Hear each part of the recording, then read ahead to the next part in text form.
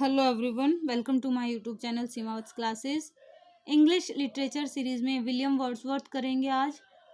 काफ़ी इम्पोर्टेंट है William Wordsworth literature point of view से। एग्ज़ाम में काफ़ी क्वेश्चंस आते हैं और आज इस सिंगल वीडियो में सभी क्वेश्चन कवर करेंगे। सबसे पहले इनकी लाइफ से रिलेटेड मेन फैक्ट्स देखेंगे। देन जो भी राइटर्स हुए जिन्होंने विलियम वर्ड्सवर्थ के बारे में अलग अलग बातें लिखी वो देखेंगे। उसके बाद इनकी राइटिंग्स और लास्ट में इनकी इम्पोर्टेंट लाइंस। तो थोड़ी सी लंबी होगी वीडियो को लाइक ज़रूर कर दें और शेयर करते रहें वीडियोस को। और उन लोगों को भी बताइए जो इंग्लिश लिटरेचर की तैयारी कर रहे हैं, साथ में टीजीटी पीजीटी के लिए प्रिपरेशन कर रहे हैं। चलिए स्टार्ट करते हैं। William Wordsworth 1770 to 1850। He was born in 1770 at Cockermouth, Cumberland. He was the pillar of romantic poetry and he gave the charm of novelty to things of every day.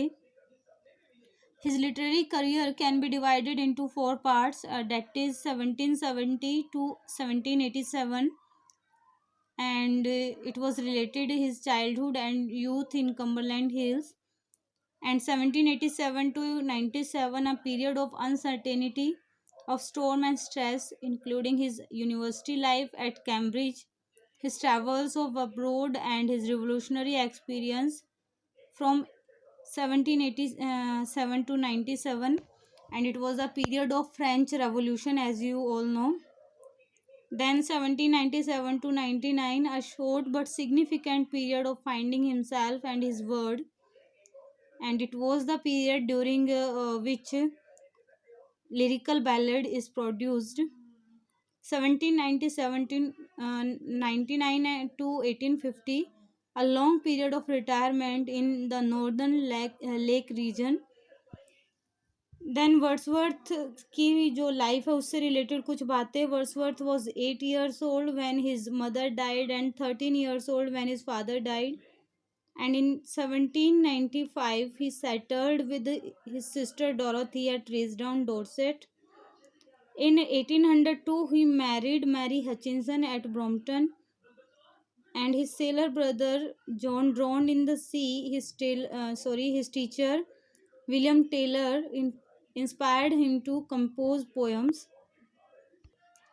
He belongs to the group of Tory and made 2 trips of France in 1790 to 1791, and during his second visit he fell in love with Mary Anne, and which resulted in Anne giving birth to a female child.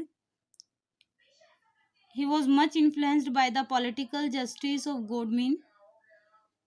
In 1843, after the death of Southey, Wordsworth was appointed poet laureate, and यही वो कारण था जिसके लिए Robert browning ने इनकी निंदा भी की थी अपनी पोयम में द लॉस्ट लीडर में.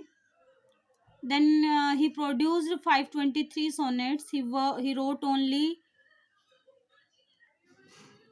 only one Shakespearean sonnet on seeing Miss Helen Maria Williams weep at a tale of distress. Wordsworth has been called the keenest-eyed of all modern poets for what is deep and essential in nature. Wordsworth को कहा जाता था keenest eyed man, nature से related. Then W.J. Long says Wordsworth is sensitive as a barometer to every subtle change in the world about him. John Stuart Mill called him the poet of unpoetical nature. Robert Browning condemned him in his poem The Lost Leader, and he wrote, "Just for a handful of silver he left us, and just for a ribbon to stick in his coat." And Swinburne considered him a Philistine. Wordsworth के important works, सबसे पहले जो इनकी first poetical volume था descriptive sketches, the prelude, 14 books थी और subtitle था the growth of a poet's mind and autobiographical poem. The present title was chosen by his wife Mary Wordsworth. The prelude जो है वो मैरी वर्ड्सवर्थ ने choose किया. It deals with Wordsworth's growth and development as a poet. In the prelude, he compares himself to a harp. इनकी जो important books हैं Prelude से related, सबसे पहले बुक 3 जो थी residence at Cambridge indicates his aimless spent days. Book 6 Cambridge and the Alps. Book 8 retrospect. Book 9, 10th and 11th deal with evolutionary France. ये जो है द प्रिल्यूड जो है ये ऑटोबायोग्राफिकल बुक है वर्ड्सवर्थ की.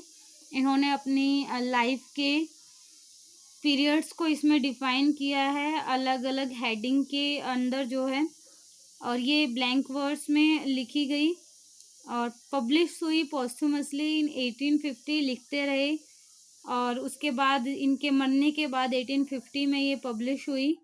इन्होंने कभी भी इसको एक पोएम का नाम नहीं दिया, ये केवल इसको बोलते थे just a address to Coleridge, a poem address to Coleridge.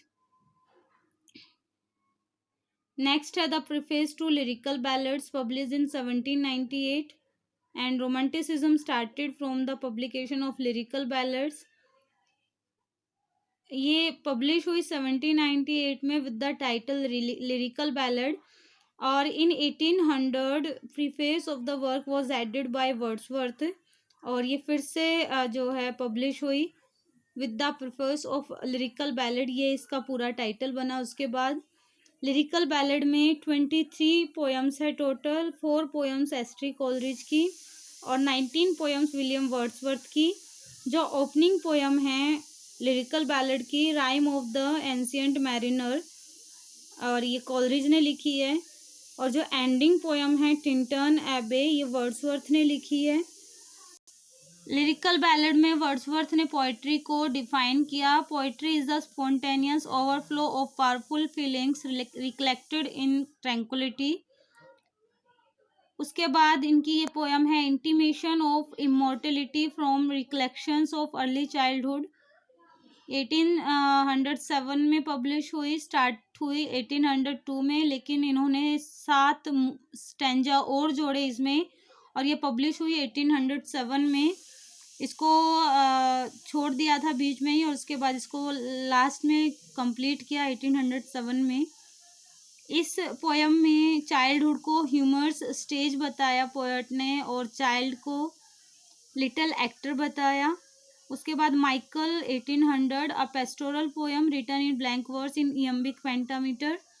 Tintern Abbey 1798 160 lines में लिखी हुई, ये भी इयम्बिक पेंटामीटर में लिखी. उसके बाद सॉलिटरी रीपर 1807 में.